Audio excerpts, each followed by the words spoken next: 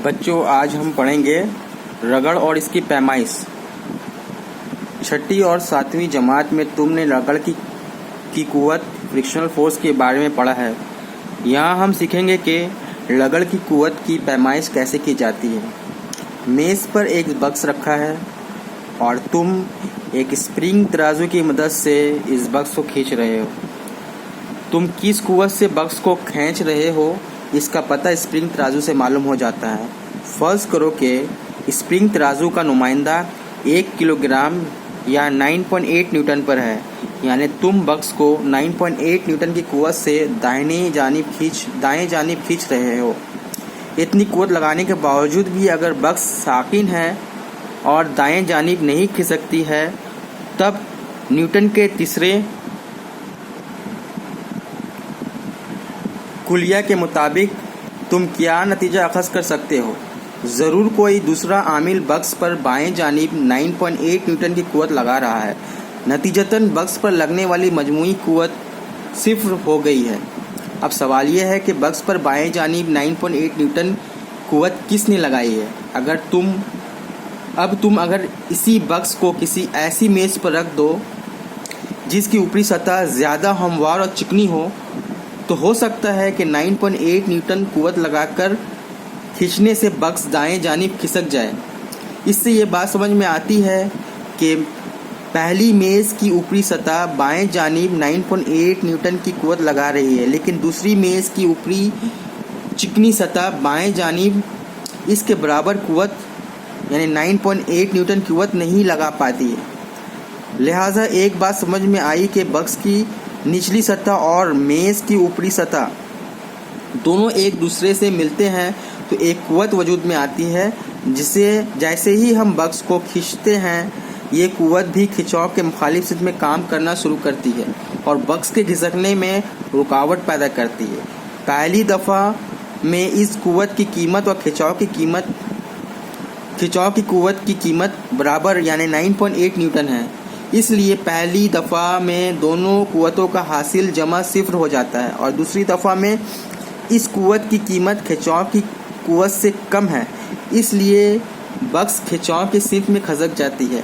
दोनों सतहों के अतसाल में आने से पैदा होने वाली इस कुव्वत का नाम रगड़ की कुव्वत यानी फ्रिक्शनल फोर्स है। अच्छा, अब हम लोग क्या करेंगे, यहाँ से यहाँ टिक लगाएंगे 5 नंबर।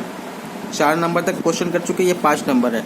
अगर हम सवाल करें कि फ्रिक्शनल फोर्स यानी रगड़ की कुव्वत किसे कहते हैं, तो जवाब होगा ये वाला, यहाँ से यहाँ तक। ठीक है। अब बताओ कि पहली दफ़ा में रगड़ की कुव्वत की पैमाइश कितनी थी।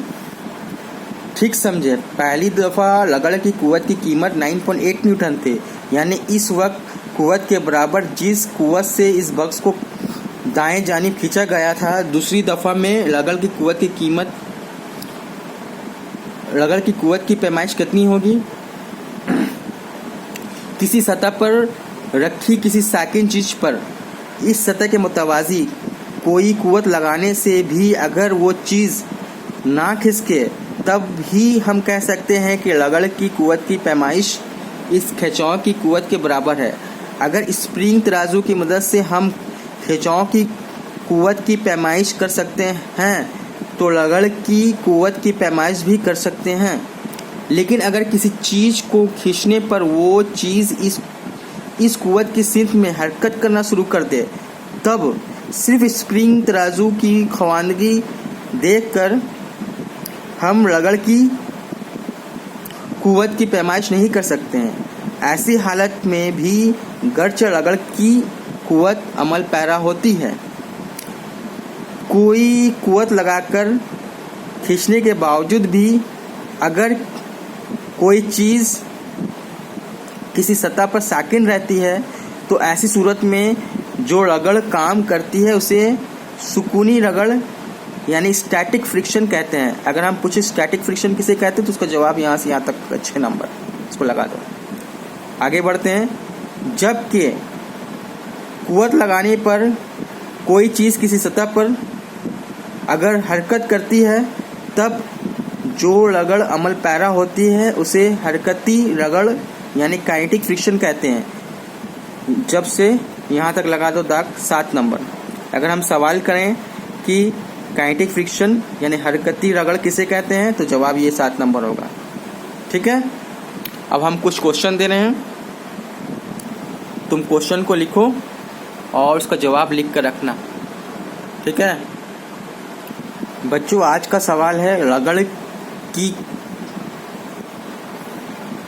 قوت فرکشنل فورس کسے کہتے ہیں. 5واں سوال. 6واں سوال, سکونی رگڑ اسٹیٹک فرکشن سے مراد کیا ہے. 7واں سوال, حرکتی رگڑ یعنی کائنیٹک فرکشن کی تعریف کرو.